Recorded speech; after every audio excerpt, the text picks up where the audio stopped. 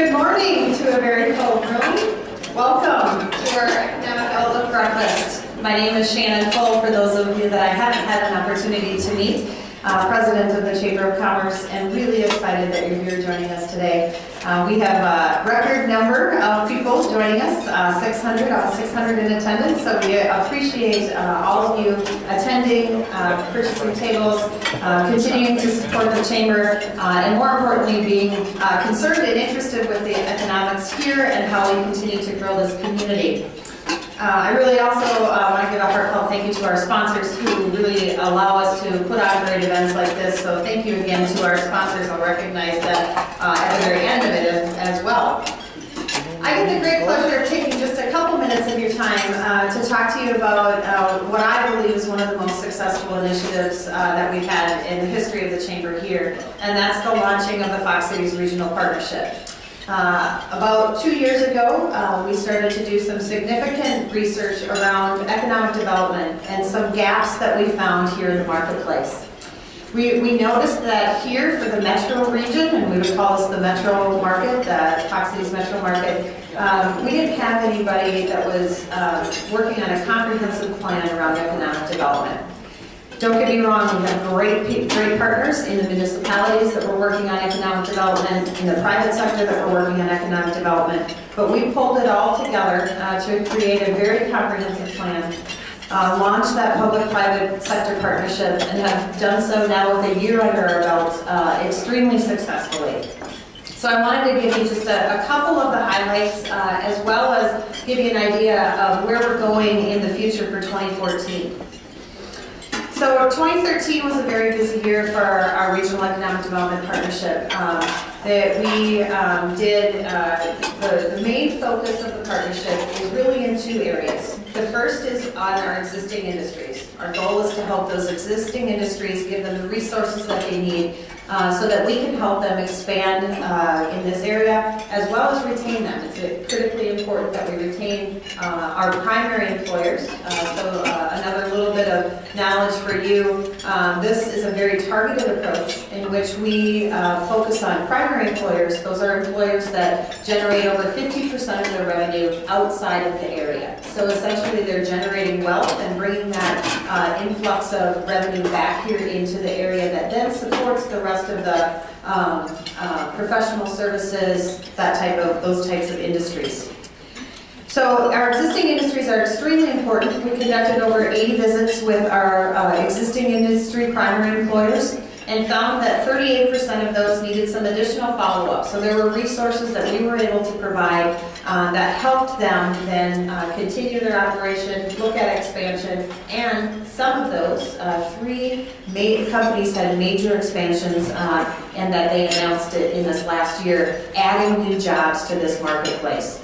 Now we didn't play, I wouldn't say that we don't make the new jobs happen, we don't create any of those jobs, but we certainly we're a recognizable resource for these 3 businesses, Galloway Company, Field Cheese, and Ameriquip. So we congratulate them on their expansions. We look forward to continuing to work with additional companies on those expansion opportunities. Another piece of economic development that's critically important is marketing and brand awareness. One of the things we're hearing across the country is that good news is we don't have a negative image to overcome. Bad news is we don't really have an image at all. So we need to create that besides the Packers, beer, cheese, and coal, which that's not all bad, but there, as you all know, we're way more than that. So we've done over 50 face-to-face meetings with site location consultants all over the country. These site location consultants help companies make decisions on where they should expand, relocate, and really what they do is they eliminate communities. We want to be on their radar so they know what our assets are and what we can continue to offer.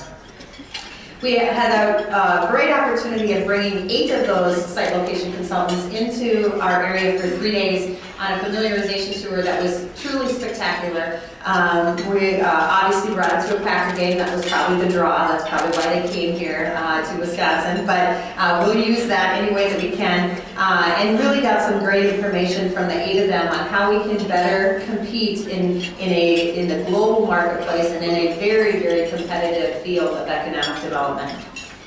We launched our GIS-enabled website. If you haven't checked out the Fox Cities Regional Partnership website, I highly encourage you to do so. There are tremendous amounts of tools for businesses, for all of your businesses, that can help you both with growth, development, that type of thing. And then finally, we believe it's really important to continue to focus on bringing in outside experts that can lend us different perspectives than what we have here within the Fox Cities region. We did so with numerous speakers, economic development professionals from all over the country. The other highlight to focus on is really the organizational support. You can imagine when we launch an initiative like this, we have to do so with a tremendous amount of trust and monetary and human capital support. I'm really happy to report that we now have 48 public and private sector investors and 15 supporters. 19 of those are from our public sector, where most of those public sector are pledging $1 per capita to invest in economic development, and 44 private sector investors. I'd like you to, in your program, you'll find on the back, inside back cover, all of our investors are listed, all of their logos and supporters. I really can't say enough about how grateful we are for the participation that we've had so far. It's a really, really exciting time, and I will encourage you that if you're not currently investing with us, that you give some serious consideration to doing so. We believe passionately in economic development, in growing and sustaining this region, in bettering this community, and we'd really love to have you as a partner with us. So 2014 looks extremely exciting for us. We'll continue to focus on that existing industry support. As I talked about, one of the biggest things is we have to really look at all of the different diversity of industry that we have here. But we also know that paper was what made this community. We need to look at how we can continue to support an ever-changing paper industry. We also need to assess, or will assess, the feasibility of forming different industry councils. We know we have high concentrations of certain industries here, like food processors. We have a significant amount of food processing going on here in this region. We believe it's important to bring those food processing leaders together, not only for a sounding board and open dialogue to help solve their challenges, but to look at their supply chains, how do we develop those supply chains, those types of things. We also will do the same with manufacturing. As you probably all know, we are a highly concentrated manufacturing area, and it's a really exciting time for our manufacturers. We're seeing a tremendous amount of growth with our existing manufacturers. We'll also continue to focus on business attraction and bringing new companies here. A lot of the work that we do is with our existing industries. However, we know we need to have a very balanced approach. That balanced approach includes trying to attract new companies here. So we'll expand our outreach to our site selectors, repeat another familiarization tour with different site location consultants, and then also conduct an out-of-state marketing trip to target some of these industry firms. We'll be reaching out to some of our signature investors to join us on these visits because it's very critical that we continue to have the public sector and the private sector partnership in order for us to make a difference in this very competitive world. Finally, a few 2014 year-end targets. Again, providing support to, we'd like to see some expansion and help in at least 4 local primary employer expansions. 50 site selector interactions, the familiarization tour, out-of-state marketing trip, and then the support of 300 new primary jobs. Our goals are very significant, but I also firmly believe that the work that we're doing will continue to impact us for many years to come. Once again, I tremendously thank you for your support of those of you that are investing, and many of you are here in the room.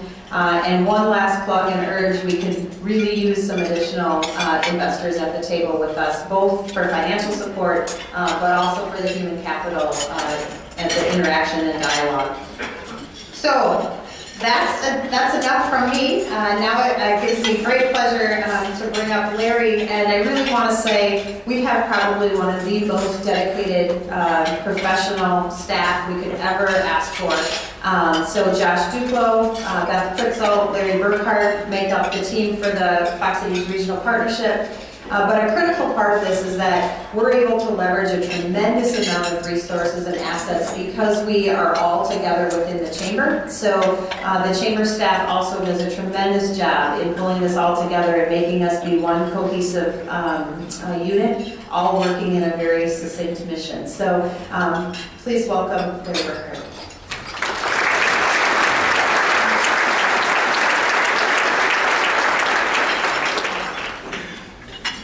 Thank you, Shannon. I appreciate the introduction.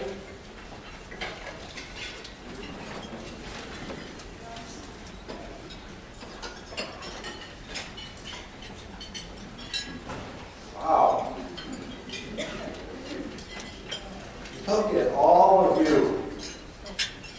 It's great to see such a big crowd here this morning. How are you? I hope you're good.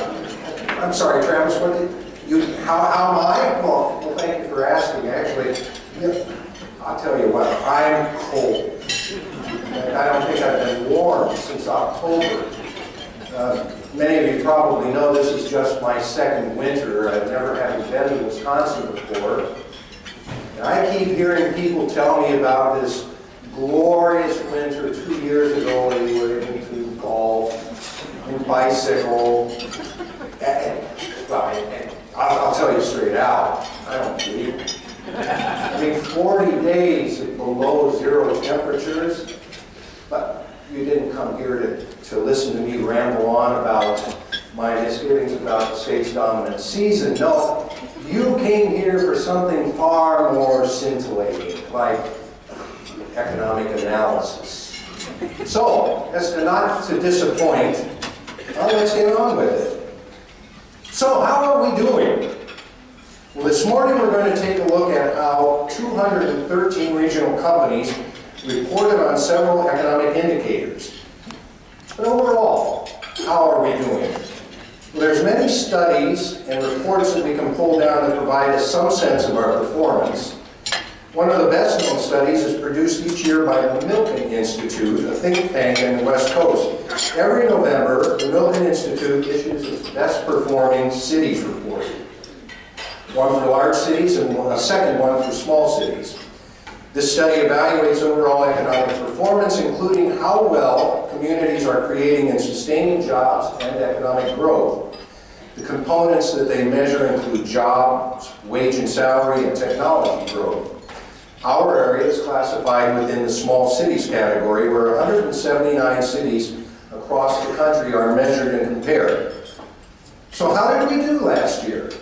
Well, actually, quite well. This past year, the Fox Cities region moved forward 24 ranking positions from number 57 among 179 in 2012 to number 33 in 2013. And the growth in our manufacturing sector alone puts us in the top 10% of all of the nation's regions. So let's take a look at how our 213 companies saw things last year. Before we begin, we need to make sure that we're clear about the fact that the survey in no way has any statistical validity. The results provide us a snapshot of how some of our regional job base felt about last year. I'm sorry, you're questioning the slide up here. Well, look, I'm the opening act. I'm here to warm things up for our keynote speaker. Problem is, the tools that they give me to do that are charts and graphs. So after 10 minutes of charts and graphs, you're going to be itching to hear what our keynoter has to say. So forgive me if I try to build just a little bit of humor into the presentation to keep your attention. I might add